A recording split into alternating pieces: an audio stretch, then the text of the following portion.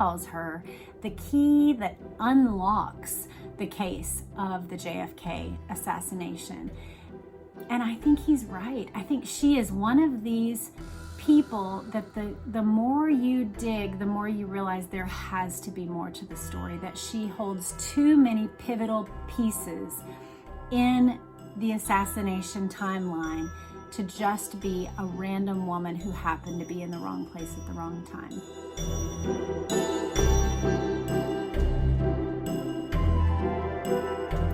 Hello, welcome back to my channel, or if you're new, welcome. I'm Jess Cannell, and here on this channel we have looked into one entire book about the Kennedys, and then we're also in the middle of another book all about Ted Kennedy and the Chappaquiddick episode, and it is fascinating. We're really enjoying that one. But today what I wanted to do with you guys is, this is just kind of like a personal interest topic for me, but I also thought that you might be interested. So this is all about a documentary. I will link to it. I actually ended up purchasing it on Amazon because it's that good. It is called The Assassination and Mrs. Paine. It is by a man named Max Good, and it basically talks about his interest in the JFK assassination and how it all led to this woman named Ruth Paine. And so what I'd like to do with you is just kind of take several little small chat times to talk about this documentary. And if you have a chance to watch it, I would love to hear your thoughts about this too. But I'm just going to kind of walk through the documentary in, I'm thinking maybe 2 or 3 or 4 little chat episodes.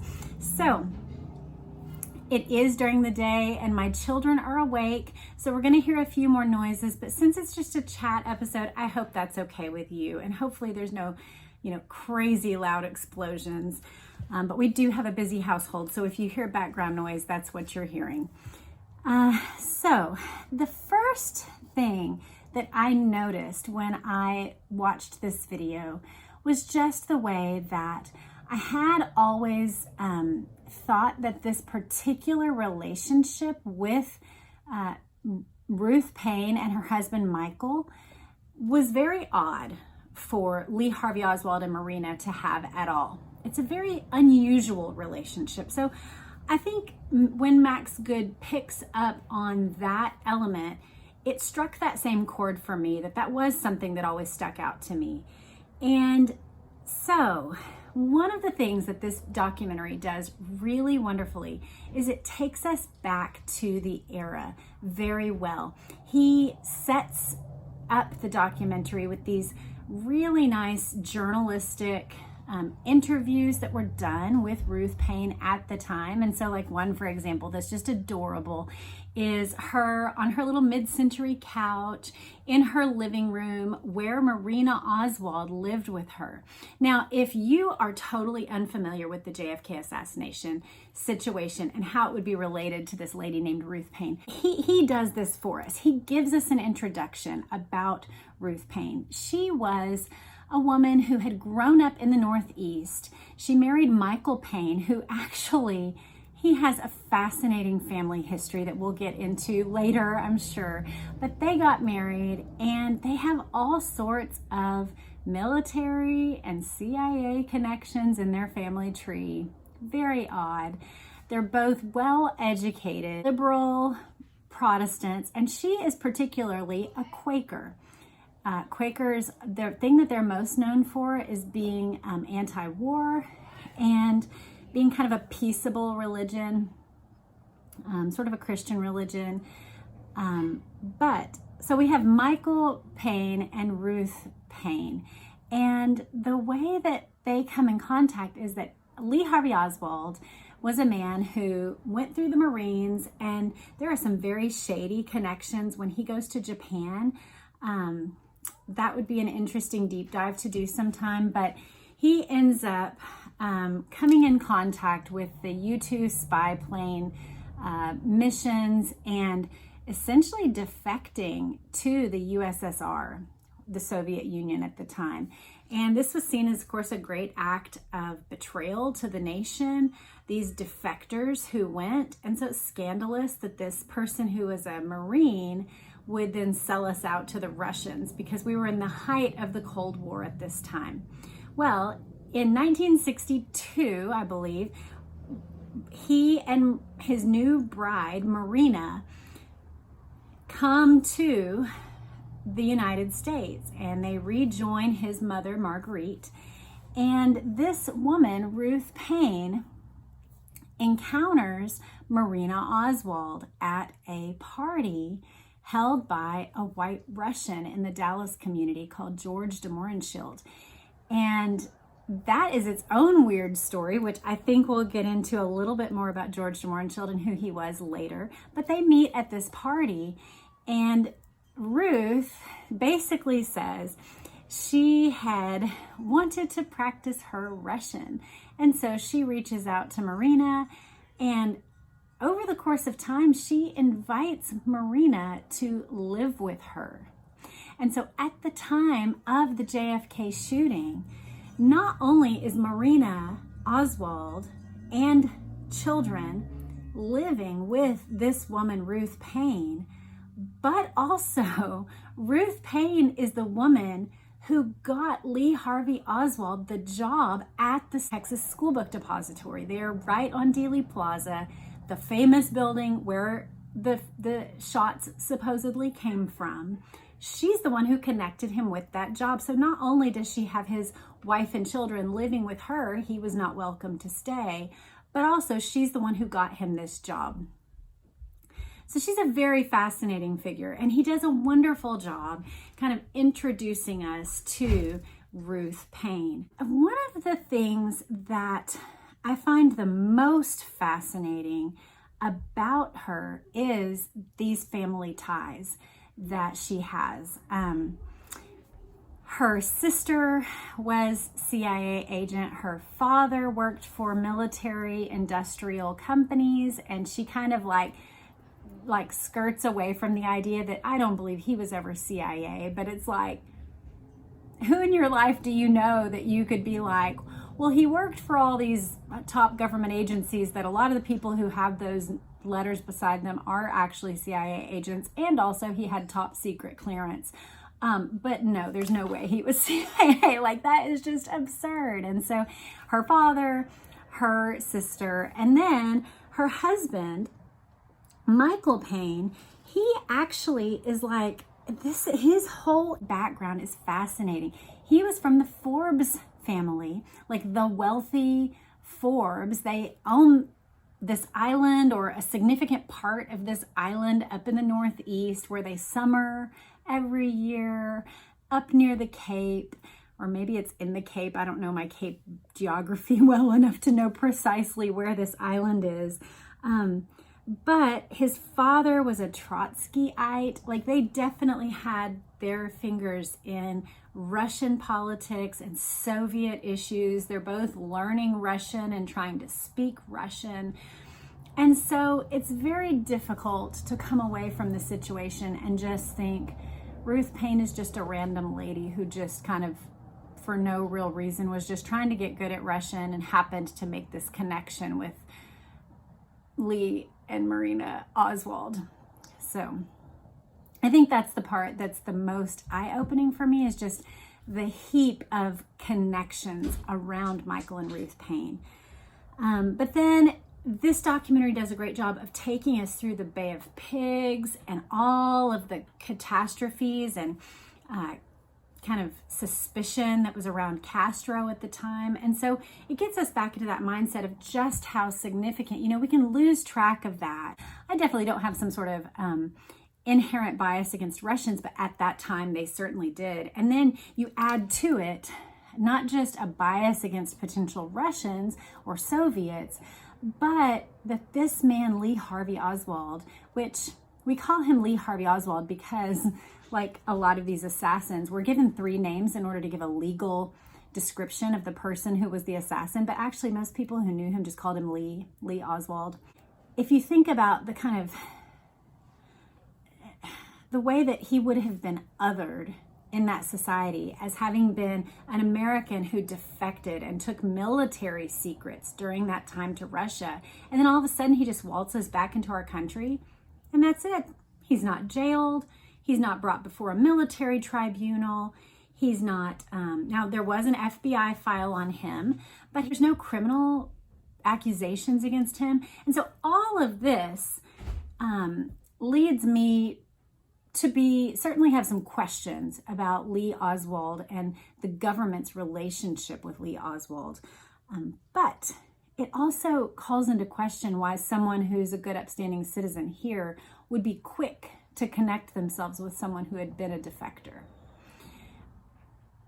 One of the other interesting kind of tangents that Max Good takes us on is he quotes JFK, who right after the Bay of Pigs and that whole scandal in the year before Dallas, he said this quote, he fires Allen Dulles, Allen Dulles was the director of the CIA, and so made a real enemy of Allen Dulles. We'll talk about Dulles in a minute.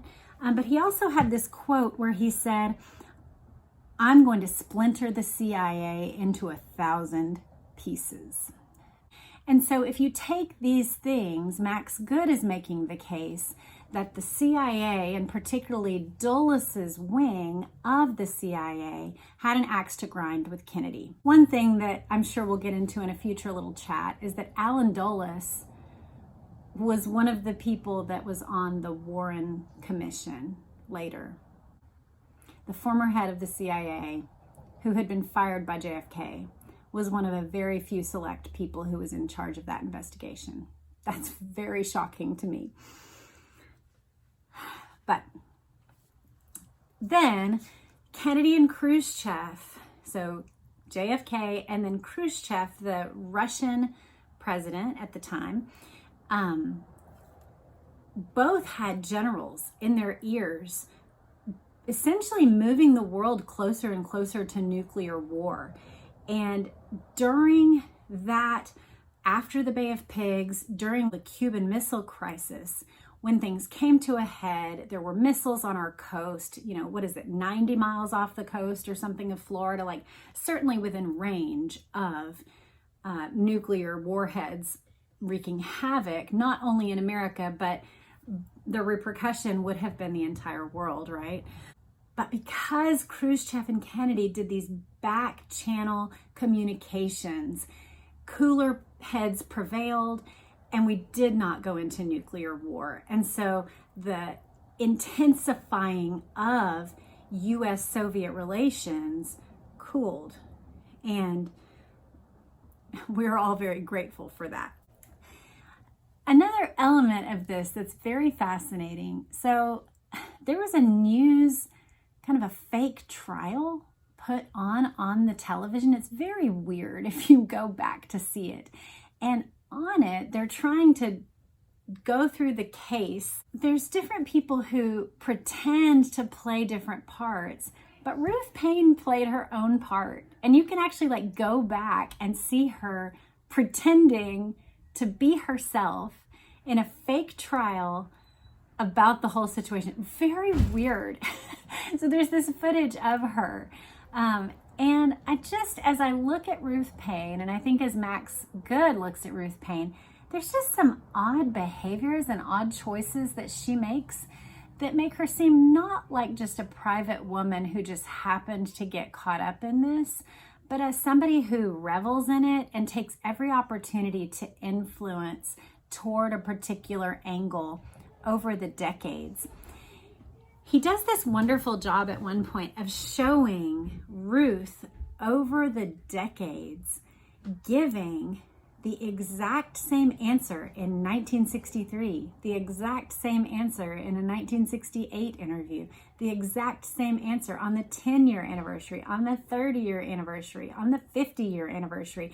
And she was one of these who came back every single time that she was invited. She's one of the most common guests, to the 6th floor, and I'm pointing this direction because I live just south of Dallas, but to the 6th floor depository when they do these annual lectures or kind of memorial times. She's a very common guest. You can find speeches by her, you can find interviews of her. But one of the things that Max Good points out in his careful telling, which I just love, is that he takes clips from this interview way over here, this interview, and he shows again and again how these are very specific and rehearsed answers. Now, on the one hand, you could say, well, if you think back to maybe at a significant event in your life, there might be certain points that you hit every single time you tell it, but there would be a spontaneity each time. Even if it's a story you've told many times over, you're still not going to tell it, I think, in the exact same sentence patterns. So that's very odd, the way that she does. And I think he's very effective in the way that he shows this rehearsed or practiced way that Ruth Paine gives answers about what happened. Each time she says, for example,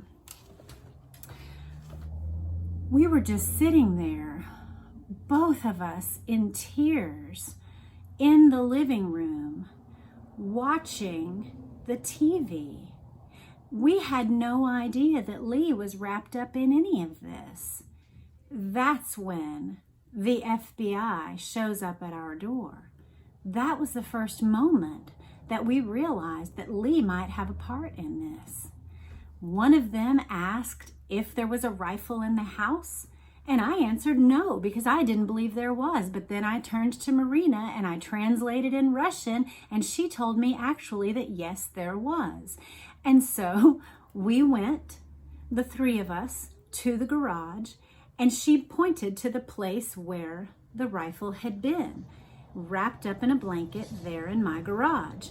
When the policeman went over to get it, the blanket folded over his arm.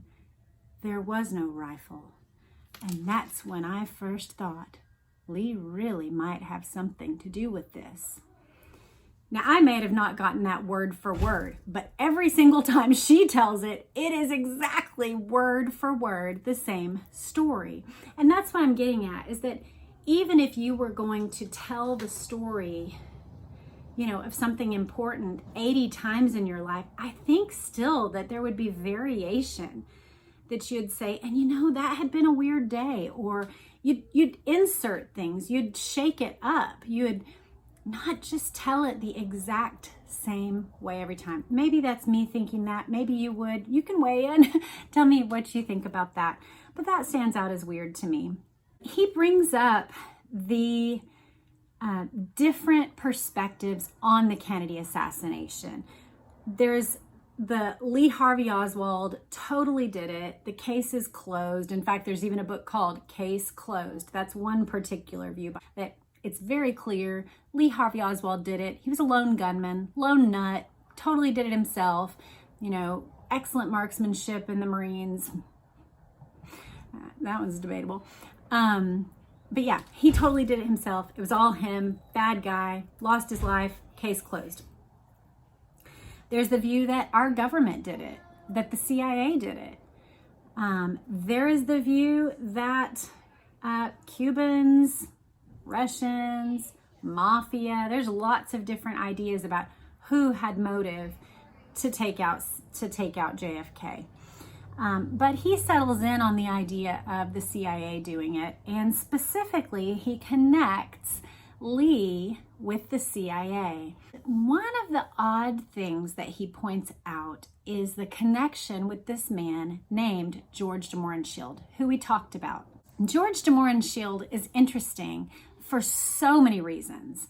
And one that I don't think he goes into in the movie, but that I will just share with you, is that George de Mohrenschildt was rather close with our former president, George H.W. Bush. He and George de Mohrenschildt were peers who knew each other through the oil business and also through the CIA. If you aren't aware, President Bush was the former director of the CIA. And then George de Mohrenschildt was a known CIA asset.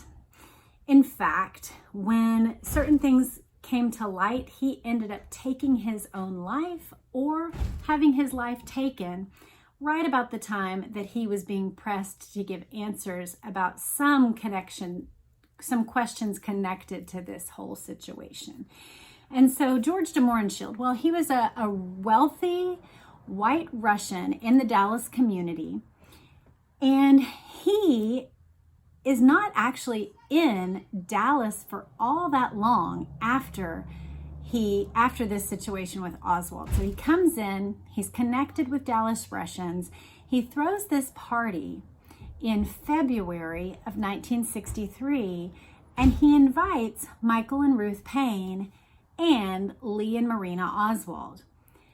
He, this white Russian, had taken a special interest in Lee and Marina and had been giving them charitable aid. This was all under the guise of Russians take care of each other. I think that explanation actually makes more sense, even though you could ask yourself, if you are a white Russian who already has suspicion cast on you for being connected to the Soviets, for being a potential traitor to our nation, you're trying to get accepted in our community, you're trying to show yourself as a faithful American, then what on earth would possess you to take up with a recent person who has defected from the Soviet Union? To me, that's a very valid question, and it's one that doesn't make any sense. Additionally, Lee Oswald was known to be a very rough around the edges man. He had basically been orphaned in childhood. He was withdrawn and difficult to get to know. He loved heavy reading. He was pretty argumentative about his political beliefs. And George de Mohrenschildt is an upper-class rich man who, was trying to make his way in the world and had a lot of hoity-toity connections. So it's very difficult to see why he would want to have anything to do with either of them. Nevertheless, he throws this party. He invites them all. And shortly after that, and this is the only time that Michael and Ruth Paine ever reportedly interact with George de Mohrenschildt, almost immediately after this party, George de Mohrenschildt leaves Dallas, goes down to a different island nation that escapes my mind. Money is deposited into his bank, and he never has any connection with any of them ever again. It's very odd, I think. And then Ruth Paine suddenly becomes BFFs with Marina. She just can't get enough of her. She's spending all her time with her, offering to babysit, offering for them to come stay, offering all kinds of financial assistance. And it's a little bit crazy. I think we're going to leave it there. That's enough for our first little dip into this story. You guys tell me if you're interested. If you have a chance to watch the documentary between now and our next time, I would love to hear your thoughts. It's one that I actually return to. I've probably watched it about 6 times at this point. It's an hour and a half long. But I find it fascinating because each time as I re-intake the information, different details stand out to me. And Max Good has done this fabulous job of layering visuals and historical interviews and modern day commentators and Sixth Floor Depository. The Sixth Floor Depository point of view is that Lee Harvey Oswald is a lone gunman. And so Max Good does not totally hone in on the CIA did it guys. He presents a very multifaceted view of different perspectives, different input, and yet is centering in, kind of helping our focus go in on this woman of Ruth Paine. She's a very odd figure, and the more that you pay attention to her, he calls her the key that unlocks the case of the JFK assassination. And I think he's right. I think she is one of these people that the more you dig, the more you realize there has to be more to the story, that she holds too many pivotal pieces in the assassination timeline to just be a random woman who happened to be in the wrong place at the wrong time. So you guys tell me what you think. Tell me if you're interested. Tell me if you like the chat format, and come back again. Hopefully we'll do these maybe for the next 3 weeks and kind of get through this material together. Like, subscribe, share, and please add your comments. That's the part that's my favorite. Y'all know that. I have to say the like, subscribe, share stuff. But the thing I love the most is interacting with you guys in the comments, because you guys bring more articles for me to review. You bring critical thoughts that I'm not thinking of, and I appreciate that. So y'all have a good day. Bye.